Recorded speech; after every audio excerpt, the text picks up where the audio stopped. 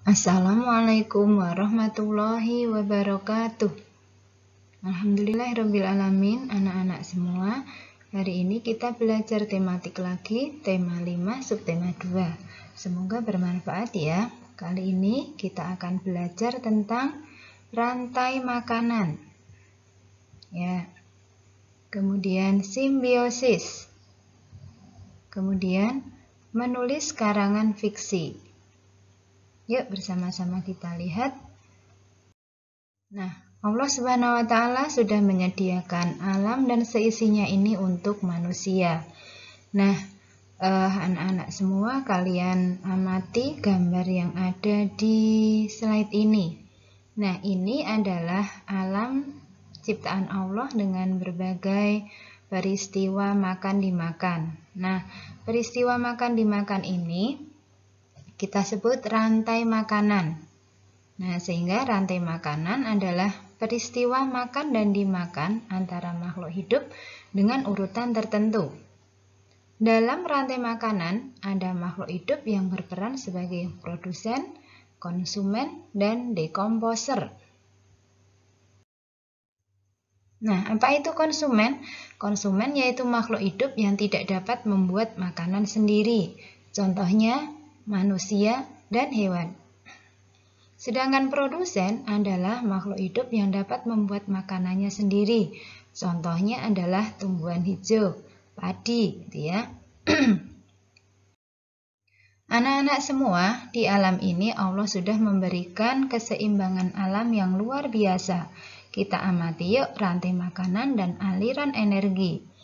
Yang pertama, sinar matahari yang diciptakan oleh Allah ini sebagai sumber energi yang utama di alam ini. Menyinari tumbuhan, dalam hal ini adalah padi, sehingga padi ini nanti berfungsi sebagai produsen. Padi dimakan oleh tikus. Nah, kemudian tikus dimakan oleh ular. Ular dimakan oleh burung elang.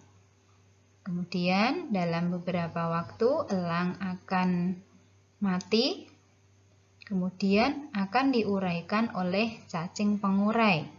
Nah, cacing pengurai ini akan bermanfaat untuk menyuburkan tanah sehingga bermanfaat bagi tumbuhan hijau yang ada di alam ini. Pada rantai makanan ini, padi berfungsi sebagai produsen.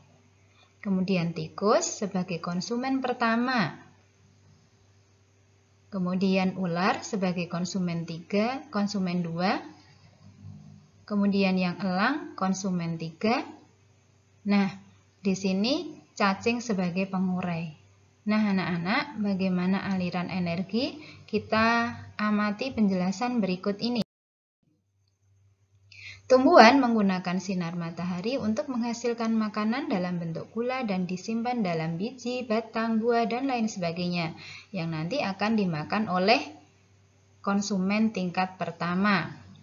Nah, tikus adalah konsumen tingkat pertama. Ini merupakan hewan herbivora karena pemakan tumbuhan ya, memakan tumbuhan. Kemudian, tubuh tikus mengubah sejumlah makanan menjadi energi untuk lari, makan, dan bereproduksi. Kemudian konsumen kedua yaitu ular, termasuk hewan karnivora atau pemakan daging. Makan tikus ya tadi. Tikus merupakan sumber energi untuk ular agar tetap bisa hidup. Burung elang, konsumen tingkat 3 atau konsumen puncak atau disebut karnivora, memakan ular. Tubuh elang menggunakan energi yang tersedia dari ular untuk melangsungkan proses kehidupan. Nah, jika elang mati, maka akan diurai oleh bakteri, cacing, dan lainnya yang berperan sebagai dekomposer untuk diubah menjadi zat hara yang akan dimanfaatkan oleh tumbuhan untuk tumbuh dan berkembang. Nah, ternyata Allah Subhanahu wa Ta'ala juga berfirman dalam ayat yang tertulisnya. Kalau tadi ayat-ayat Allah yang tercipta, yang ada di alam semesta sebagai tanda kekuasaan Allah. Ternyata Allah juga menerangkan dalam ayat yang tertulis dalam Al-Quran berbicara tentang keseimbangan alam. dalam surat An-Nahl ayat 10 dan 11. Huwallazi anzala minas samaa'i ma'an lakum minhu syarabu wa minhu syajarun fihi tusimun yumbitu lakum bihi zar'a waz zaituna wan nakhila wal a'naba wa min kulli thamarat inna fi dzalika laayatan liqaumin yatafakkarun. Dan dialah yang telah menurunkan air hujan dari langit untuk kamu. Sebagiannya menjadi minuman dan sebagian menyuburkan tumbuh-tumbuhan. Yang pada tempat tumbuhnya kamu menggembalakan ternakmu. Dia menumbuhkan bagi kamu dengan air hujan itu tanam-tanaman, zaitun, kurma, anggur, dan segala macam buah-buahan. Sesungguhnya pada yang demikian itu benar-benar ada tanda-tanda kekuasaan Allah bagi kaum yang memikirkan. Quran Surat An-Nahl ayat 10 dan 11. Masya Allah ya. Jadi ayatnya Allah yang tercipta dengan ayatnya Allah yang tertulis itu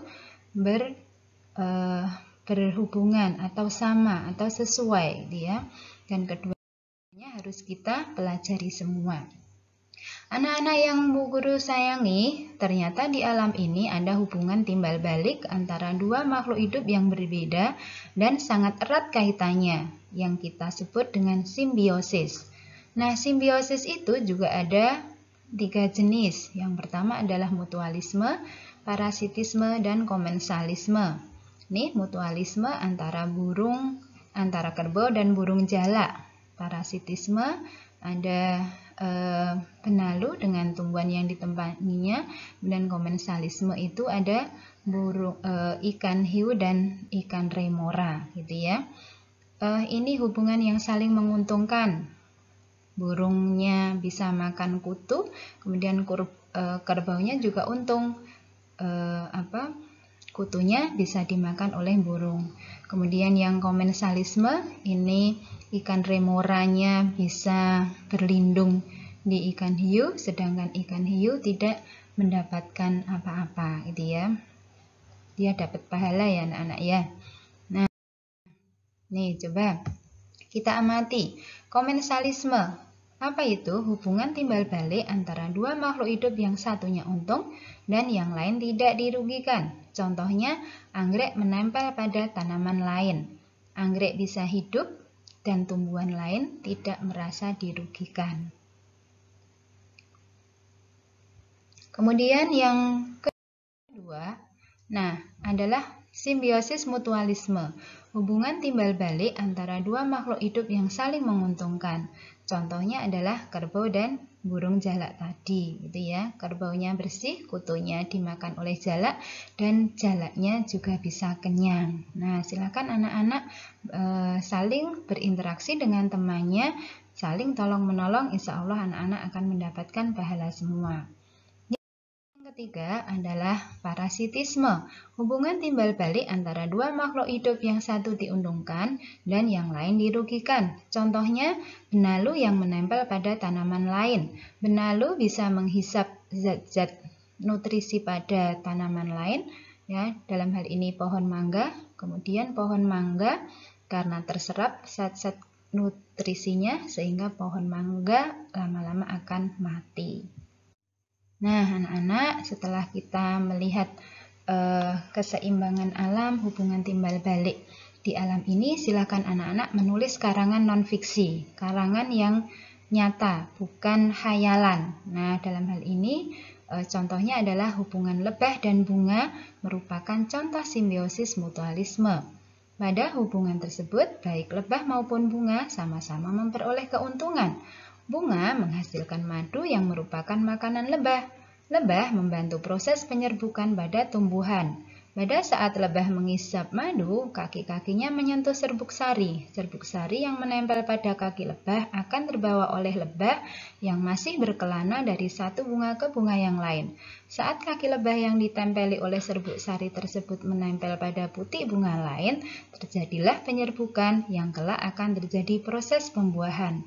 Nah, silakan anak-anak menulis karangan non-fiksi tentang simbiosis yang sudah kalian kenal.